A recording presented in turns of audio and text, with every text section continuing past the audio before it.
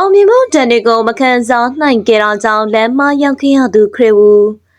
K-pop ပရိသတ်မှန်ရင်နာမည်ကြီးအိတ်ဆိုဖွဲ့ကိုမသိတဲ့သူမရှိတော့ပါဘူးပရိသတ်တွေကအိတ်ဆိုကို K-pop ကင်းဆိုပြီးတင်စားခေါ်ဝေါ်ကြပါတယ်အိတ်ဆိုဖွဲ့ဟာ K-pop Third Generation ဖွဲ့တွေမှာအောင်မြင်ဆုံးဖွဲ့လို့လည်းပြောလို့ရပါတယ်2014ခုနှစ်ကနေ2018ခုနှစ်အတွင်း Korea Power Celebrity Singer ထိပ်ဆုံး9ဦးထဲမှာပါဝင်နေတဲ့အိတ်ဆိုကိုထိပ်တန်းမီဒီယာတွေတော်တော်များများက King of K-pop Biggest Boy Band in the World ဖြစ်သတ်မှတ်ထားကြလည်းဖြစ်ပါတယ်အိတ်ဆို fan ဆိုရင်မဘာဟောင်းတစ်ယောက်ဖြစ်တဲ့ Grim ကိုလည်းအားလုံးသိကြမယ်လို့ထင်ပါတယ်ခရစ်ကအိတ်ဆိုမန်ပါဝင်တယောက်ဖြစ်ပွဲဦးထွက်ပြီးတဲ့နောက်2014ခုနှစ်မှာမိခင်တရုတ်ပြည်ကိုပြန်ကအနုပညာလှုပ်ရှားမှုတွေကိုဆက်လက်လှုပ်ဆောင်ပြီးအောင်မြင်တဲ့ဆိုတော်ဖြစ်ရည်တည်နိုင်ခဲ့သလိုတရုတ်ပြည်ရဲ့ powerful ဖြစ်ဆုံးဆိုတော်ဖြစ်သတ်မှတ်ထားခြင်းခံရသူဖြစ်ပါတယ်ခရစ်ကတရုတ်လူမျိုးကနေဒါနိုင်ငံသားဖြစ်ပြီးနာမည်ရင်ကလီချာဟန်ဖြစ်ပါတယ်မိဘနှစ်ပါးကွာရှင်းပြတ်ဆဲပြီးတဲ့နောက်အမေဖြစ်သူရဲ့မျိုးရိုးကိုယူကဝူရီဖန်ဆိုပြီးနာမည်ပြောင်းလဲခဲ့ပါတယ်ခရစ်ကအိတ်ဆိုကနေမထွက်ခင်တော့ကအိတ်ဆိုအမ်ရဲ့လီဒါလေးဖြစ်ပါတယ်။ဒါပေမဲ့အောင်မြင်မှုထွတ်ထိပ်ရောက်တဲ့ချိန်မှာ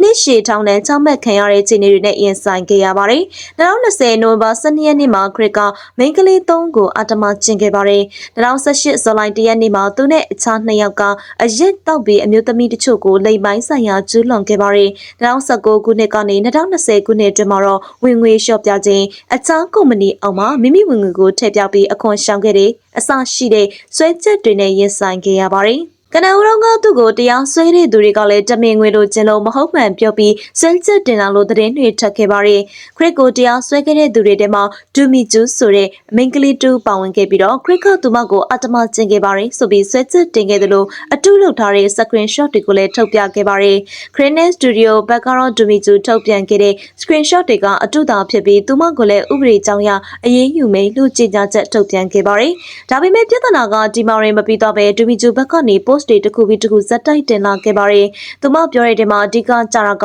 ခရစ်ဟာမိန်းကလေးတွေကိုပြင်မာတွေ့ဖို့ချိန်ပြီးကာမလိန်လည်ရယူတာဖြစ်ပါတယ်။ညသောအဖြစ် music video မှာပါဖို့လူရွေးမယ်ဒါမှမဟုတ် family တင်တွေလုပ်မယ်ဆိုပြီးချိန်ပြီးရင်အရက်မူးအောင်တိုက်ပြီးအတ္တမကျူးလွန်ကြောင်းနဲ့အသက်မပြည့်သေးတဲ့လူတွေကိုခရစ်ကပိုကြိုက်တယ်ဆိုတဲ့အကြောင်းတွေလည်းပါဝင်လာခဲ့ပါတယ်။ဒီလိုနဲ့ဒူမီဂျူဘက်က post တင်လာပြည်သက်တွေကပြန်ပြောလိုက်ပြန်ပြောက်သွားလိုက်ဖြစ်နေခဲ့ပြီး2021ဇူလိုင်လ19ရက်နေ့မှာတော့အချိန်တွေကတအားဆိုးသွားခဲ့ပါတယ်။ဒူမီဂျူဘက်ကနေသူမမှာခရစ်ကိုထောင်နဲ့10နှစ်ကြောက်ခံစေနိုင်တဲ့တပ်တွေရှိနေကြောင်းနဲ့ခံရသူအားလုံးကိုတောင်းပန်ပြီးဖျော်ဖြေလောကနဲ့တရုတ်ပြည်ကနေထွက်ခွာသွားဖို့တောင်းဆိုခဲ့ပါတယ်။အဲဒီချိန်မှာခရစ်ဘက်ကလည်းဒီကိစ္စနဲ့ပတ်သက်ပြီးပထမဆုံးချိန်ကိုယ်တိုင်ဖြေရှင်းလှန်ခဲ့ပါတယ်။ခရစ်ကသူနဲ့ဒူမီဂျူဟာတစ်ခါပဲတွေ့ဘူးကြောင်းဒီအတွက်လည်းတပ်တွေရှိကြောင်းဒူမီဂျူကိုအရက်မတိုက်သလိုကောင်မလေးတွေကိုလည်းလင်းခေါ်ပြီးရွေးတာမျိုးမလုပ်ခဲ့ကြောင်းတကယ်တော့ဒီလိုတွေလုပ်ခဲ့မယ်ဆိုရင်သူကိုယ်တိုင်ထောင်ထဲဝင်လိုက်မယ်ဆိုပြီးဖြေရှင်းလှန်ခဲ့ပါတယ်။ခရီးစတူဒီယိုဘက်ကလည်းဒူမီဂျူပြသမျှချက် screenshot တွေကအတူဖြစ်ကြောင်း